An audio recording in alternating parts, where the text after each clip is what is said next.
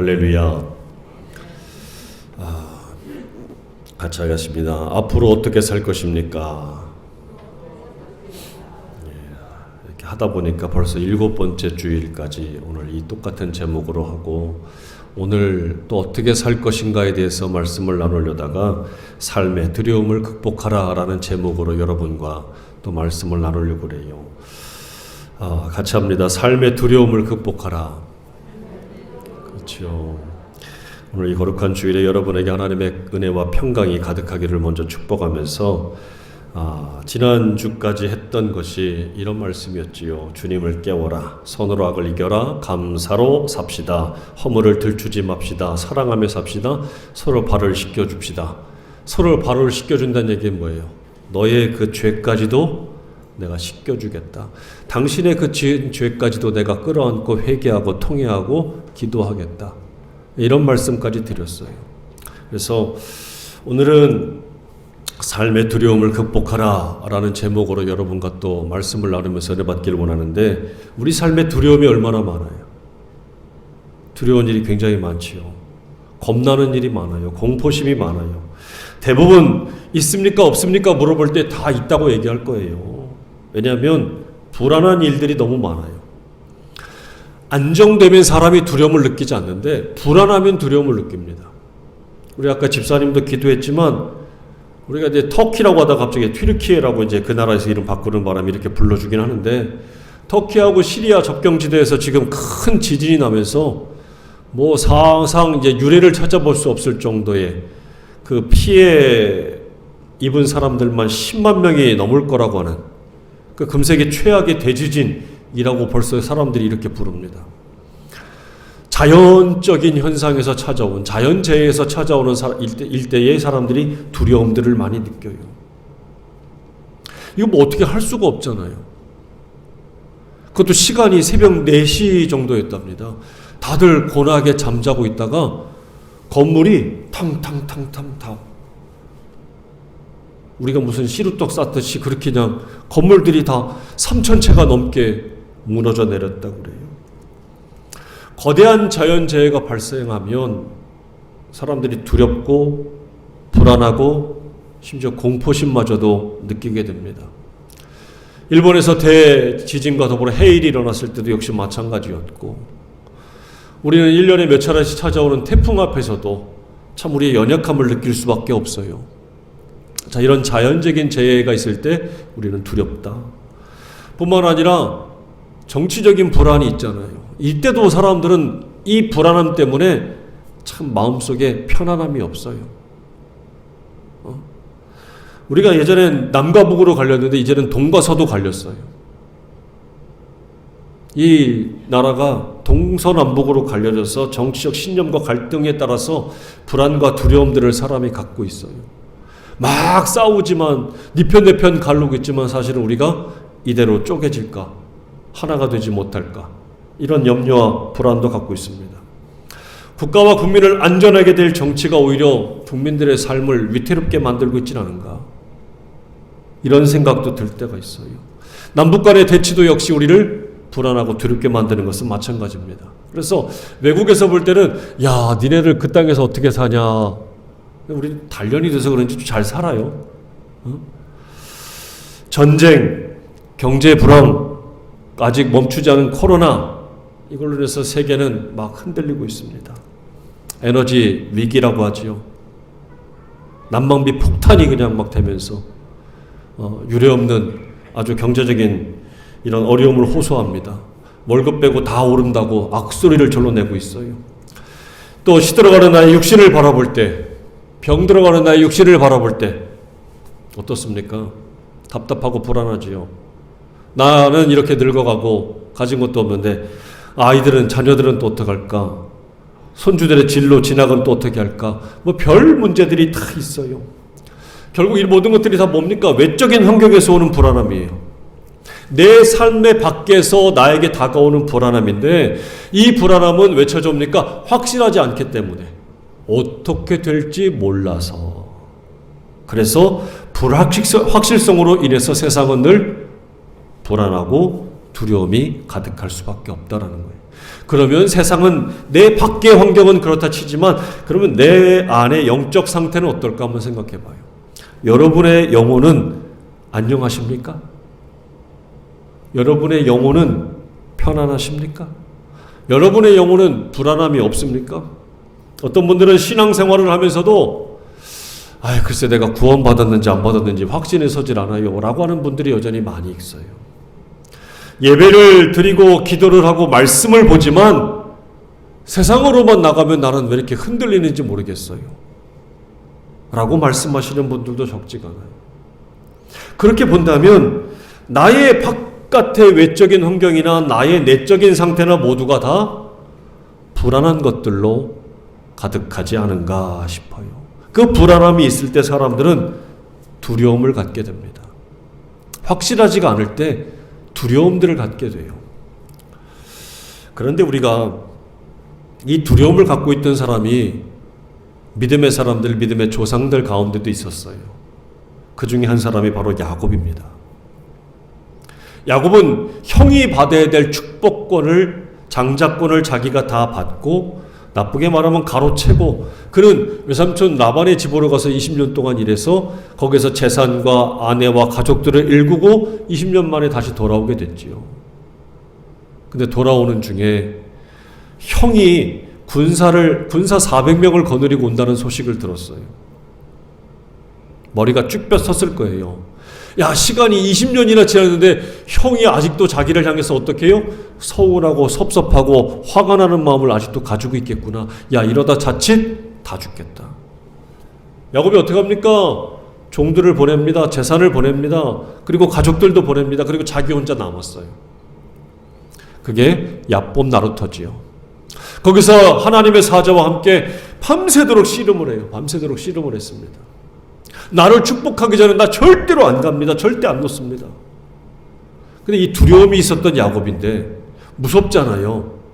자기뿐만 아니라 자기 가족들과 자기 재산과 모든 것을 한순간에 다 잃을 그런 두려움이 있는데 야곱은 그 순간에 어떻게 했습니까? 하나님의 사자를 붙들고 씨름했어요. 밤새 씨름했어요. 환도뼈가 부러지는 고통을 겪으면서도 손을 놓지 않았습니다. 여러분, 두려워요. 두려움이 가득해요. 그러나 야곱은 그것을 어떻게 이겼습니까? 어떻게 극복했습니까? 하나님과 씨름하고 하나님을 붙들고 하나님을 통해서 해결 방법을 찾음으로 그는 이기고 극복할 수 있었다는 사실이지요. 그리고 마침내 절름발이가 되어서 정말 그 앞에 형 앞에 절룩거리며 나가서 어떻게 했습니까? 엎드려 절을 했어요. 저는 이 야곱의 두려움을 극복하는 방법을 통해서 가만히 또 생각하고 묵상하면서 느낀 것은 하나님의 축복을 받고 하나님의 능력을 받는다는 게 뭘까? 엎드리는 거다. 우리가 흔히 뭔가를 가지고 성공하고 출세하면 남들을 좀 내 발 아래 두고 싶어하고 남들을 좀 이겨먹고 싶어해요. 그런데 하나님의 축복을 확신하고 하나님의 축복을 약속받았던 이 야곱은 엎드렸습니다.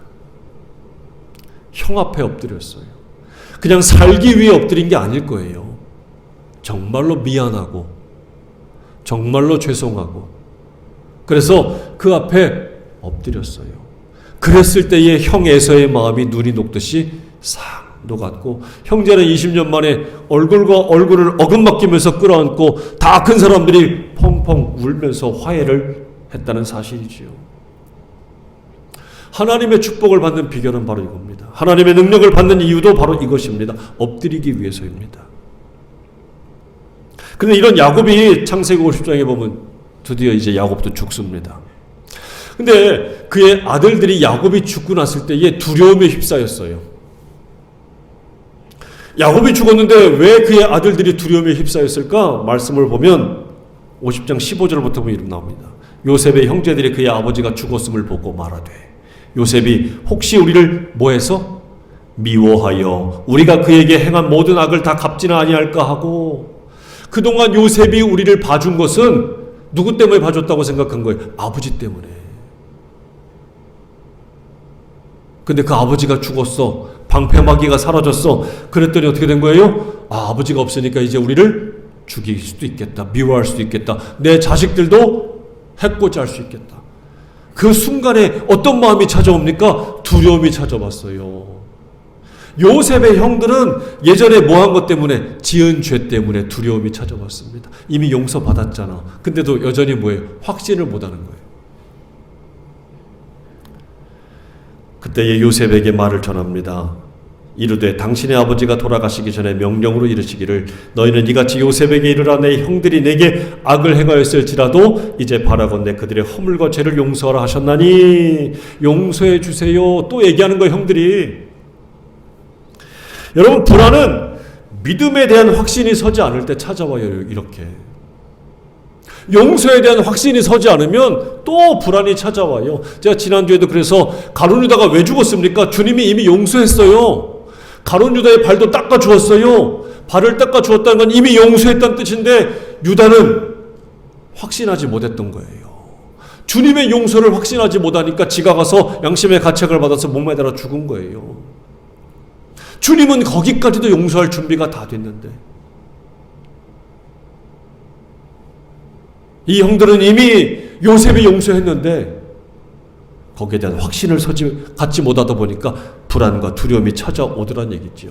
그때 요셉이 뭐라고 얘기합니까? 그의 형들이 또 친히 와서 요셉 앞에 엎드렸습니다. 이르되 우리는 당신의 종들입니다. 이번에 엎드린 거는 살려고 엎드린 거예요. 그랬더니 19절 같이 읽어봅니다. 시작. 요셉이 그들에게 이르되 두려워하지 마소서 내가 하나님을 대신하리이까. 아이고, 겁내지 마세요. 내가 하나님 대신. 요셉이 얼마나 이 바른 신앙을 가지고 있는지 몰라요. 이거 징계하고 심판하는 거 누가 하는 거예요? 하나님이 할 일이 내가 할 일이 아니에요, 형님들. 내가 하나님을 대신하겠습니까? 하나님이 하시면 모르겠지만 나는 안 합니다. 두려워하지 마세요. 당신들은 나를 헤아려 하였으나 하나님은 그것을 선으로 바꾸사 오늘과 같이 많은 백성의 생명을 구원하게 하시려 하셨나니. 오히려 요셉은 분명한 믿음을 가지고 있었어요. 그때 어떻게 됐습니까? 두려움을 극복할 수 있었어요. 여러분, 두려움이 많은 세상입니다. 불확실합니다. 불안이 가득합니다. 내 가정에서, 직장에서 자녀들을 바라볼 때, 나의 미래를 바라볼 때 앞으로 어떻게 살까? 얼마나 참 답답하고 힘든 세상입니까? 그때 우리가 가져야 될 것은 하나님의 말씀에 대한, 믿음에 대한, 용서에 대한, 하나님의 함께 하심에 대한 확신을 갖는 거예요. 그때에 우리는 두려움을 극복할 수 있어요.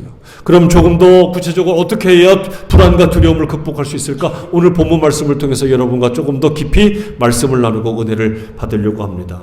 말씀을 보면 22절에 그런 말씀 나오죠. 예루살렘에 수전절이 이르니 때는 겨울이라 그랬어요. 수전절이라는 말이 나오는데 이게 이제 재건이라는 의미를 가진 헬레어 엔카이니아라고 하는 말입니다. 엔카이니아라는 말인데 다른 말로 하면 하누카라고 해요. 성경에는 나와 있지 않은 절기예요. 그러니까 모세가 정하지 않은 절기입니다. 그러니까 모세가 정하지 않은 절기는 무슨 얘기냐면 모세 이후에 예수님 오시기 직전에 바로 만들어진 절기가 이 수전절, 하누카라고 하는 절기. 수전절이라고 하는 것은 이 성문을 닦는다라는 의미예요. 닦을 숫자를 씁니다. 그래서 이 전자는 무슨 무슨 대궐 이런 의미거든요. 대궐의 큰 문을 닦는 절기 이런 의미인데 이게 바로 뭐냐면 이제 이 헬라 시대가 무너지고 로마가 세워지기 직전에 셀류쿠스라고 하는 왕조에 안티오쿠스 에피파네스 4세라고 하는 왕이 있었습니다. 그가 아주 악랄하게 유대인들을 핍박했어요. 근데 그 중에서도 제일 싫어했던 것이 뭐냐면 유대인들은 하나님을 모독하는 것을 가장 싫어했잖아요. 유일신 신앙이란 말이에요. 근데 성전에다가 뭘 세워놓느냐? 제우스 신상을 세웠습니다. 말이 됩니까? 그리고 유대인들이 가장 싫어하는 짐승이 뭐예요? 돼지잖아, 돼지. 그 돼지를 잡아서 돼지 피를 가지고 그냥 담아가지고 성전에다 갖다 뿌려버린 거예요. 성전이 어떻게 됐겠어요? 더러워졌지요. 그때에 제사장 집안이었던 마카비라고 하는, 마카비는 망치라는 뜻인데 이 마카비 자손들이 일어나가지고 대대적으로 이 사람들과 싸우기 시작한 겁니다. 그래서 이 싸움이 안 될 것 같았는데 싸워서 승리했어요. 그 승리한 것을 기념하는 절기가 바로 하누카. 어떻게 보면 해방절이에요, 해방절. 수전절이라고 하는 것이 있었는데 그때가 된 거예요. 그때가. 자, 그때는 겨울이었습니다. 예수님이 어디에 계셨어요? 성전 안에 있는 솔로몬 행각에서 거닐고 있었습니다. 자, 그때의 24절에 보니까 유대인들이 애워싸고 이르되 당신이 언제까지나 우리 마음을 의혹하게 하나이까 그리스도이면 밝히 말씀하소서 그래요. 아, 당신이 그리스도예요? 메시아예요? 그러면 빨리 말해주세요. 자, 그랬더니 예수님께서 뭐라고 합니까? 25절 시작. 예수께서 대답하시되 내가 너희에게 야, 다 말했잖아. 이미 말했잖아. 그런데 말했는데 뭐라고요? 니네가 안 믿었잖아. 아니, 그리스도면 빨리 말씀해 주세요. 그랬더니 야, 다 말했어. 근데 니네가 안 믿은 거지 그래요. 자, 그러면서 뭐라고 그래요? 내가 내 아버지의 이름으로 행하는 일들이 나를 증거하는 거 이미 내가 여지껏 행했던 거 다 봤잖아. 안진뱅이가 일어나고 안 못 보는 사람이 눈 보게 되고 이런 많은 귀신들이 쫓겨나가고 하는 거 다 봤잖아. 이거 누가 하는 거야? 하나님이 하는 거 다 봤잖아. 근데 니네가 안 믿었잖아. 이거예요. 자, 그러면서 그 이유를 설명하는데 26절에 이래요. 같이 합니다. 시작. 너희가 내 양이 아니므로 믿지 아니하는도다. 니네가 왜 안 믿는 줄 알아? 내 양이 아니라서 그래. 내 양이 아니라서 그래. 아무리 많은 말씀을 듣고 기적을 체험해도 믿음이 없는 것은 주님의 양이 아니기 때문이래요. 너희들이 그토록 많은 것을 보고 많은 기적과 이적을 체험하고 이 귀신들이 나가는 것을 목격하고 내 하늘의 신령한 말씀들을 다 들었음에도 불구하고 너희들이 안 믿어? 너희는 내 양이 아닌 거야. 이렇게 주님 말씀하시는. 이걸 거꾸로 한번 생각해 볼까요? 그러면 주님의 양은 어떻다는 걸까? 주님의 양은 많은 말씀을 듣지 못했어도 많은 기적과 이적을 체험하지 못했어도 어떤 증거가 없더라도 그냥 그 주신 말씀을 가지고 온전한 믿음을 가지고 주님을 따르는 거예요. 그거 뭐예요? 주님의 양이라는 얘기예요. 여러분들은 주님의 양입니까? 아닙니까? 아니면 여기 안 왔겠지. 같이 합니다. 나는 주님의 양입니다. 믿으시길 바랍니다. 믿어야 돼요. 주님의 양은 그래서 목자를 따라가기 때문에 어떤 환경과 두려움에도 끌려가지 않아요. 겁내지 않아요. 제가 예전에 태풍이 올라오던 날에 신방을 간 적이 있습니다. 고속도로를 달려가는데 서울로.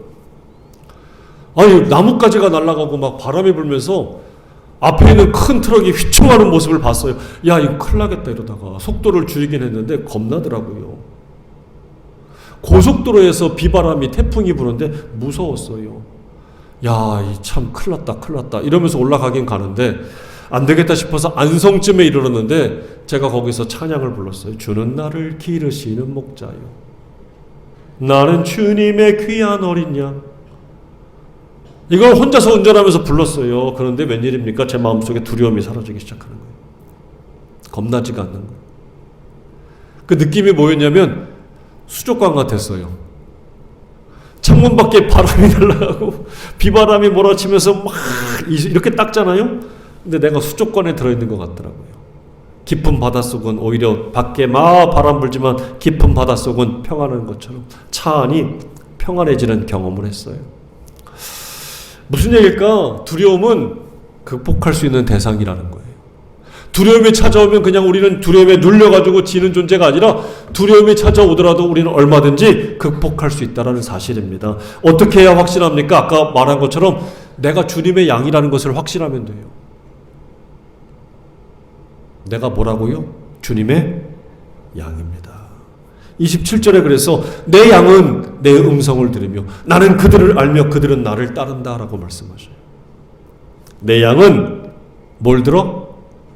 내 음성을 듣는다. 나는 그들을 알고 그들은 나를 따른다. 이건 좀 배경이 있어요. 당시에 양치는 목자들은 대부분 가난해요. 그러니까 가난하니까 자기 양은 몇 마리 없기도 하거니와 혹시 양이 있더라도 다 자기 우리가 없는 사람들이 대부분입니다. 그래서 그런 사람들끼리 모여요. 양이 좀 있고 우리가 있는 사람이면 거기다 일정한 돈을 좀 내고 공동으로 이제 양 우리를 쓰는 거예요. 공동 우리를. 그러니까 그렇게 집어넣고 이 목자가 아침에 찾아가요. 찾아가서 야 흰돌아 야 이쁘나 이렇게 부르면 자기 양들이 어떻게 할까요? 열심히 풀 뜯고 있거나 아침에 추워가지고 이렇게 웅크리고 있다가 자기 주인의 음성을 딱 들으면 달려오는 거예요. 많은 양들이 섞여 있지만 공동의 우리지만 자기 주인의 음성을 들으면 그 양들은 벌떡 일어나서 매거리고 달려옵니다. 그런데 다른 양들은 어떻게 할까요? 다른 양들은 절대 찾아오지 않아요. 자기 주인의 음성이 아니면 듣지도 않습니다. 따라가지도 않습니다. 마찬가지예요. 하나님께 택함받은 사람은 하나님의 음성을 듣습니다. 그리고 그분을 나의 구주로 믿고 그분을 따라간다는 얘기예요. 오늘 말씀이 바로 그거예요. 오늘 여기 우리가 왜 와 있습니까?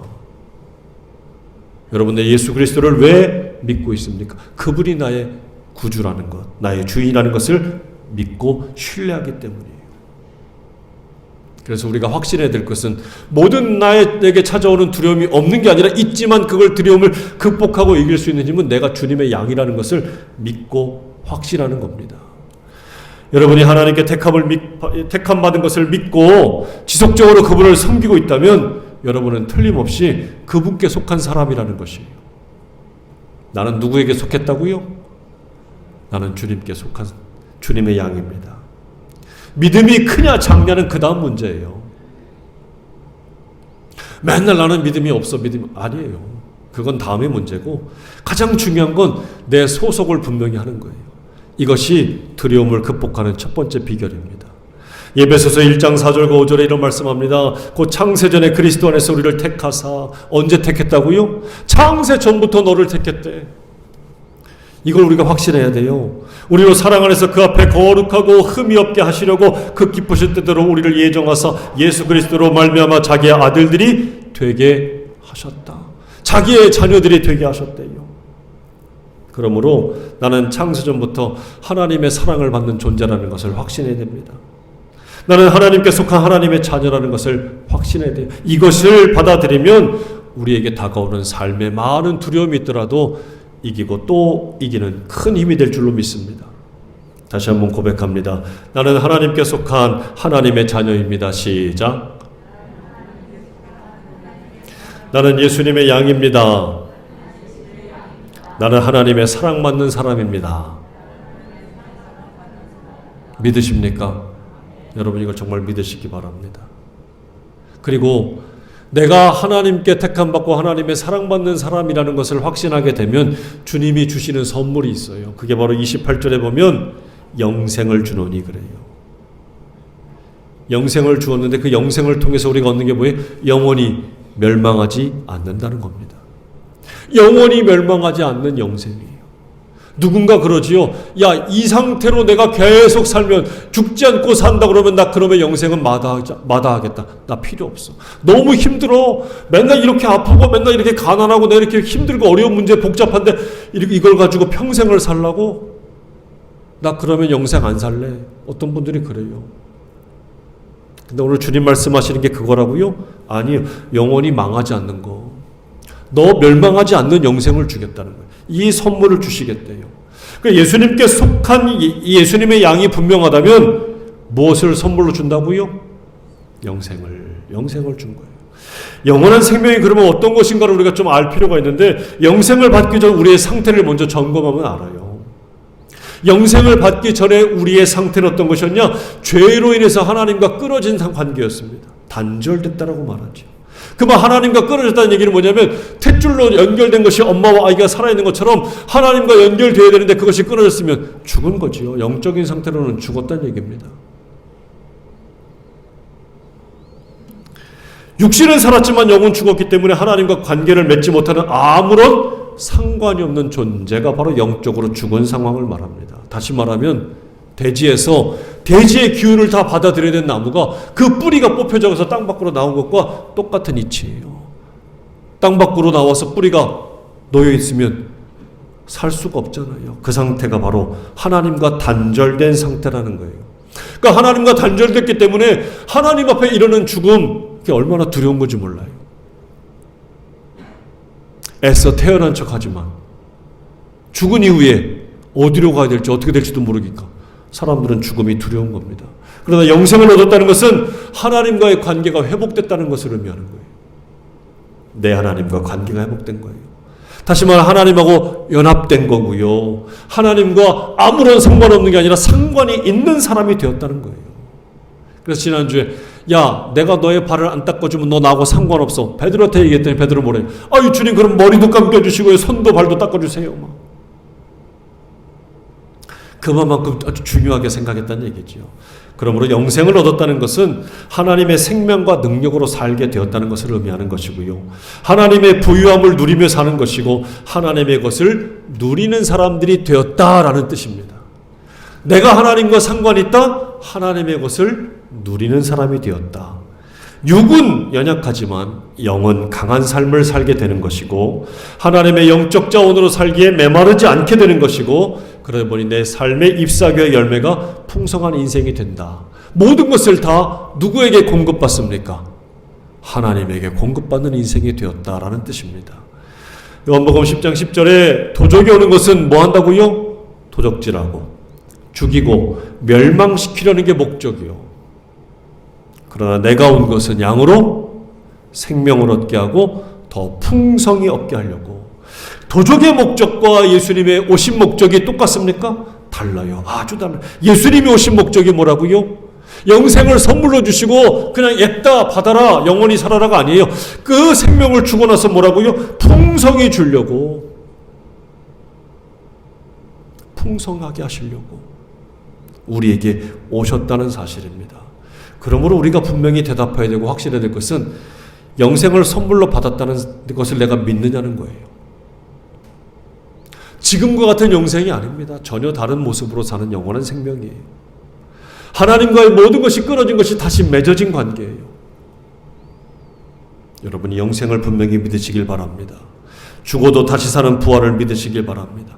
하나님의 영적 자원을 공급받는 것을 믿으시길 바랍니다. 그렇다면 하나님의 것을 공급받는 사람이 뭐가 불안하고 두렵습니까?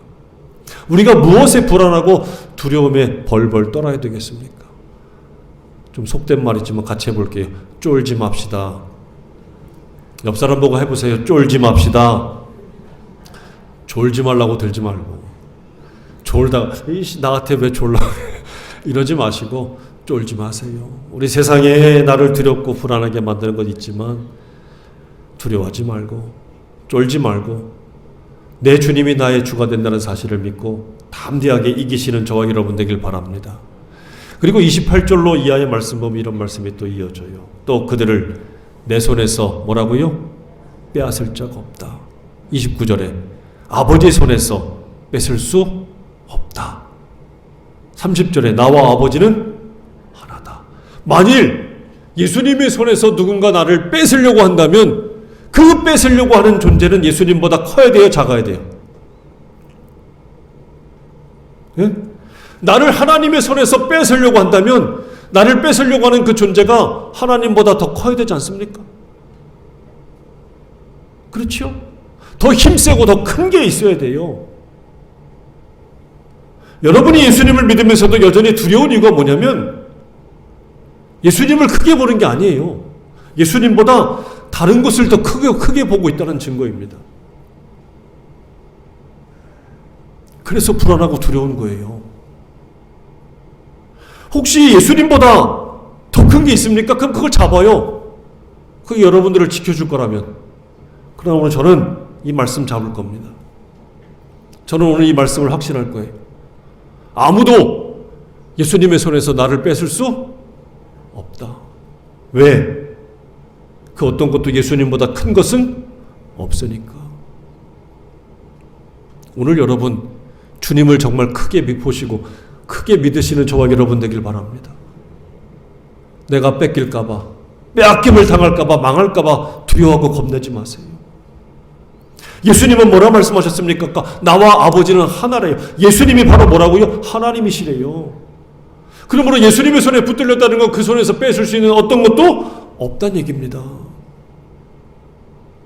로마서 8장 35절에 사도 바울이 이렇게 얘기합니다. 누가 우리를 그리스도의 사랑에서 끊으리요? 환난이나 곤고나 박해나 기근이나 적신이나 위험이나 칼이나 뭐 어떤 것도 나를 그리스도의 사랑에서 끊어낼 수 있는 것이 없다. 어떤 것도 나를 그리스도의 사랑에서 빼앗을 수 있는 것이 없다. 천사도 장례일이나 현질이나 어떤 것도 하나님의 사랑에서 나를 끊어낼 수 없다. 이렇게 믿고 확신하잖아요. 왜요? 사도 바울에게 예수님은 가장 크신 분이기 때문에, 가장 높으신 분이기 때문에. 사랑하는 여러분, 혹시 예수님보다 더 크게 느껴지는 것이 있습니까? 그것이 여러분을 불안하고 두렵게 만드는 이유 가운데 하나입니다. 오늘 주신 말씀을 붙잡으세요. 예수님보다 더 큰 것이 없어야 됩니다. 우리에게 있어서 예수님이 가장 큰 분이 되어야 됩니다. 그때 우리는 모든 두려움에서 벗어나는 삶을, 강하고 탄대함으로 승리하는 삶을 살게 된다는 사실입니다. 그러므로 앞으로 어떻게 살 겁니까? 같이 합니다. 두려움을 극복하고 살아야 합니다. 어떻게 해야 두려움을 극복하고 삽니까? 우리가 처음에 말씀에 읽은 것처럼 시편 23편 4절과 5절에 사망의 음침한 골짜기로 다닐지라도 해를 두려워하지 않을 것은 주께서 나와 함께 하심이라. 다윗이 고백했어요. 같이 합니다. 주께서 나와 함께 하심이라. 그래요. 여러분, 가장 크신 주님이 저와 여러분과 함께 하실 거예요. 두려워하지 마세요. 겁내지 마세요. 그분이 어떻게 한다고요? 다윗에게 주의 지팡이와 막대기가 나를 안위하시나이다. 주께서 내 원수의 목전에서 내게 상을 차려주신대요. 원수도 갚아주신대. 기름을 내 머리에 부으셨으니 내 잔이 넘치기까지 하신대요. 어떻게 해야 그렇게 됩니까? 다윗이 어떻게 두려움을 극복했습니까? 그가 고백했잖아요. 여호와는 나의 목자시니 내게 부족함이 없다. 정말 이렇게 다윗과 같이 저와 여러분도 고백하면 우리 인생에 찾아오는 어떤 두려움도 불안함도 우리는 능히 이겨내고 극복하게 될 줄로 믿습니다. 같이 합니다. 여호와는 나의 목자십니다. 내가 그분을 따라가는 그분의 양입니다. 여러분, 주님의 양이라는 것을 믿고 확신하시고 그 어떤 것도 두려워하지 말고 불안해하지 말고 담대히 맞서서 이겨내는 저와 여러분, 앞으로의 여러분 삶이 그렇게 풍성해지기를 주의 이름으로 축원합니다. 기도하겠습니다. 아버지 하나님, 두렵고 불안한 것 투성입니다. 눈을 떠서 바깥 세상을 바라보아도 또 눈을 감고 내 안을 들여다보아도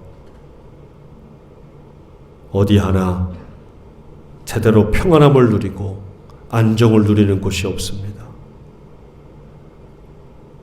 불안과 두려움이 요동치며 우리에게 다가올 때가 얼마나 많습니까? 그러나 오늘 주님 말씀하신 것처럼 내가 주님의 양이라는 것을 확신하면, 주님이 나에게 영생 주셨음을 확신하면, 주님 손에서 그 어느 것도 빼앗을 수 없음을 확신하면 우리는 모든 불안함과 두려움을 이기는 극복하는 존재들이 될 줄로 믿사오니 오늘도 주시는 말씀을 통하여 이 험하고 어려운 세상에서 흔들리지 않는 믿음의 성도들 되게 도와주시옵소서. 우리 주의 강한 손으로 사랑하는 인생들을 꽉 붙잡아 주시고 지켜주시고 함께해 주시옵소서. 주님 함께 하시고 인도해 주심 믿고 감사하고 우리 영원한 목자가 되신 예수님의 이름으로 간절히 기도 올리옵나이다. 아멘.